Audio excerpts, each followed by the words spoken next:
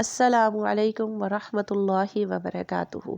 دوستو، آج کی ویڈیو میں ایک نہایت ایمان افروز واقعہ آپ دوستوں سے شیئر کرنے جا رہے ہیں جو قیامت کے دن ایک شخص کے بارے میں ہے۔ یہ واقعہ سن کر آپ کے دل میں اللہ تعالیٰ کی رحمت پر یقین اور بڑھ جائے گا۔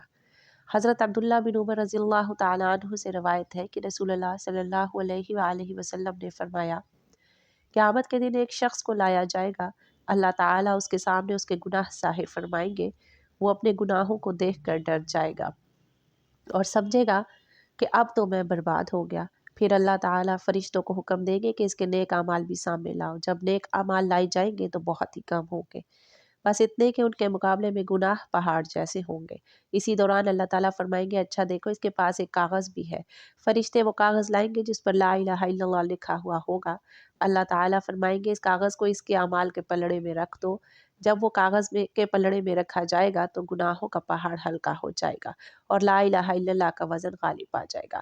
پھر اللہ رب العزت فرمائیں گے، میرا بندہ جنت کا مستحق ہے۔ دوستو، اس واقعے سے ہمیں یہ سبق ملتا ہے کہ اللہ کے نزدیک سب سے قیمتی چیز کلمہ توحید ہے۔ اگرچہ گناہ کتنے ہی زیادہ کیوں نہ ہو، لیکن دل سے پڑھا ہوا لا الہ الا اللہ انسان کے لیے نجات کا ذریعہ بن سکتا ہے۔ لیکن یاد رہے کہ یہ اس شخص کے لیے ہے جو دل سے اس کلمے کو مانتا اور اس کے تقاضے پورے کرتا ہے، نہ کہ صرف زبانی کہنے والا ہو۔ لہٰذا ہمیں چاہیے کہ لا الہ الا اللہ کو اپنی زندگی کا حصہ بنائیں، زبان پر بھی اور عمل میں بھی۔ ہو سکتا ہے کہ یہی کلمہ ہماری بخشش اور جنت کا ذریعہ بن جائے۔